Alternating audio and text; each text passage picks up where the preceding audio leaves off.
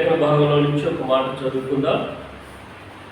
2వ దినవృత్తాంతాల గ్రంథం 20వ అధ్యాయము 27వ వచనంలో ఒక చక్కటి మాట ఉంది, చదువుదాం. ఇలాగున యెహోవా వారి శత్రువుల మీద వారికి జయము అనుగ్రహించి వారిని సంతోషపరిచిన గనుక వారు యెరూషలేమునకు ఉత్సాహంతో మరలవలనని యోధా వారును యెరూషలేము వారును వారందరికీ ముందు యెహోషాపాతు సాగి వెళ్ళిరి. దేవుని స్తోత్రం.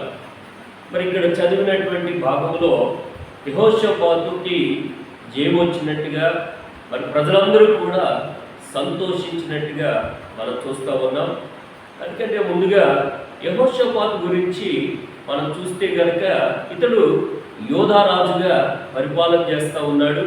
అతడు రాజు అయిన కాడి నుంచి దేవుని యందు భయభక్తులు కలిగి ఉండటమే కాకుండా యాజకులు పడిపోయినటువంటి యాజకులను పురుకొల్పి వారిని ప్రజలందరినీ కూడా మరి దేవుని యొక్క నియమాలను, దేవుని యొక్క కట్టడలను వారికి నేర్పించే విధంగా అతడు ఉంటూ ఉన్నాడు. అంతేకాకుండా మరి దేవుని యందు సద్భక్తితో బ్రతికేవాడుగా కనపడుతూ ఉన్నాడు. దేవుని వాక్యం సెలవిస్తూ ఉంది, సద్భక్తితో బతకను ఉద్దేశించి వారికి శ్రమలు విస్తరించెను.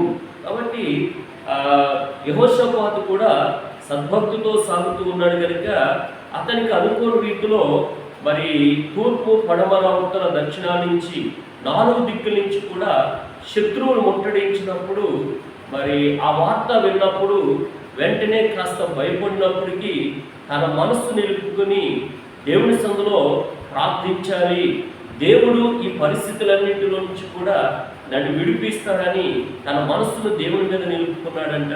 అంతేకాకుండా యోధా జనాంగానికి యెరూషలేములో ఉన్నటువంటి ప్రజలందరికీ కూడా ఆ ప్రకటన తెలియజేసి వారందరినీ కూడా పిలువనంపించి యెరూషలేములో ఉపవాసం ఉండి వారందరూ కూడా దేవుని సముఖంలో ప్రార్థన చేస్తూ ఉన్నారు. దేవుని బిడ్డలారా, వారు ఏ విధంగా ప్రార్థన చేస్తున్నారు? తాము తగ్గించుకుని వారు ప్రార్థన చేస్తూ ఉన్నారు. దేవుని వాక్యం చెప్తూ ఉంది కదా, నా పేరు పెట్టబడిన నా జనులు తాము తగ్గించుకుని వారి చెడు మార్గములు విడిచి వారు ప్రార్థన చేస్తే పరమందుండి నేను ఆ ప్రార్థన ఆలకించి వారి దేశాన్ని స్వస్థపరుస్తానని దేవుడు మాట ఇచ్చాడు. ఆ మాట ప్రకారంగా వారు దేవుని సముఖంలో కష్టం వచ్చినప్పుడు ప్రార్థన చేస్తూ ఉంటుంటే నిజంగానే వాగ్దానం చేసిన వాడు నమ్మదగిన వాడు కాబట్టి ఆ ప్రార్థన దేవుడు ఆలకించి చూడండి, ఒక ప్రవక్త చేత వర్తమానం అందిస్తూ ఉన్నాడు. 15వ వచనంలో చూస్తే, యోధా వారులారా, యెరూషలేము కాపురస్తులారా, యెహోషాపాతు రాజా, మీరందరూ ఆలకించండి. యెహోవా సెలవిచ్చినదేమనగా, ఈ గొప్ప సైన్యమునకు మీరు భయపడకుడి, జడియకుడి, ఈ యుద్ధం మీరు కాదు, దేవుడే జరిగించును. దేవుడి స్తోత్రం. ఎంత అద్భుతమైనటువంటి వర్తమానం అందిస్తున్నాడో దేవుడు చూడండి. ఆ ప్రజల ప్రార్థన దేవుడు ఆలకించాడు. చక్కగా దైవ సేవకుడి ద్వారా వర్తమానం అందిస్తూ ఉంటుంటే ఆ యొక్క వాక్యాన్ని లేదా ఆ యొక్క మాటని వారు విశ్వసించి యుద్ధానికి వెళ్ళారు. కానీ యుద్ధం వారు చేయకోకుండానే దేవుడు వారి పక్షంగా ఉండి యుద్ధం జరిగించినట్టుగా అక్కడికి వెళ్ళి చూస్తే మరి ఒకరికొకరు పొడుచుకుని చనిపోయి అక్కడ మరి రక్తం ఎరులుగా పారుతున్నట్టుగా మనం చూస్తూ ఉన్నాం. దేవుని బిడ్డలారా, ఈ అద్భుతం వాడు చూసి ఆశ్చర్యపోయాడు.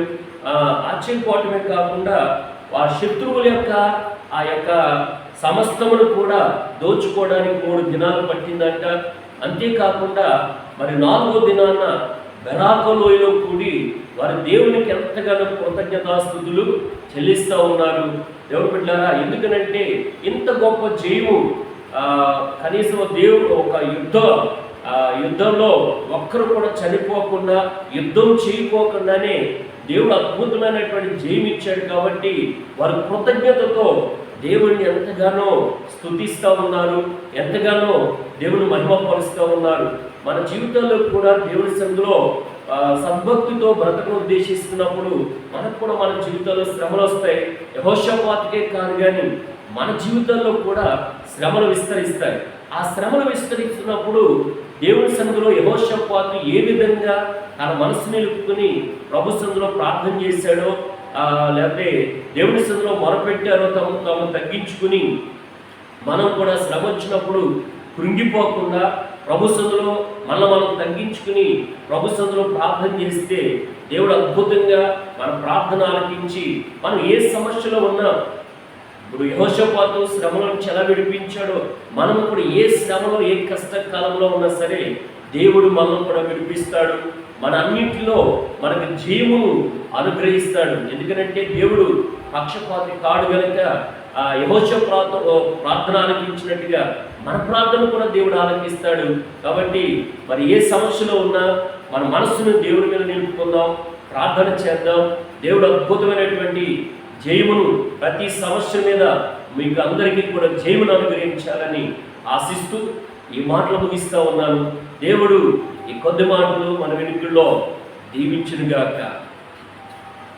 ప్రార్థన చేసుకుందాం. పరిశుద్ధుడైన తండ్రి, నీకు వందనాలు నాయన. యెహోషాపాతు శ్రమ వచ్చినప్పుడు తన మనస్సుని ఏ విధంగా నిలుపుకున్నాడో ఆ విధంగా మేము కూడా శ్రమ కాలంలో కుంగిపోకుండా మా మనస్సుని వైపున నిలుపుకుని ప్రభువా ప్రార్థించడానికి, మమ్మల్ని మేము తగ్గించుకుని సందులో మొరపెట్టడానికి మీరు కృప చూపించండి నాయన. అయా ప్రతి సమస్యలో మాకు జయమునిచ్చే దేవుడు నీవు కాబట్టి నాయన, ఇదిగో యెహోషాపాతుకు జయమిచ్చినట్టుగా మా అందరి జీవితంలో జయమును అనుగ్రహిస్తామని నేను నమ్ముచున్నాను. అలాగే ఈ బిడ్డలు ఎవరు ఏ సమస్యలో ఉన్నా, ఏ ఇబ్బందులో ఉన్నా వారందరికీ కూడా ఆయన జయమును అనుగ్రహించి నీ ఘనమైన నామానికి మహిమ తెచ్చుకోమని యేసు పరిశుద్ధ నామములో ప్రార్థించి వేడుకుంటున్నాం తండ్రి. ఆమేన్.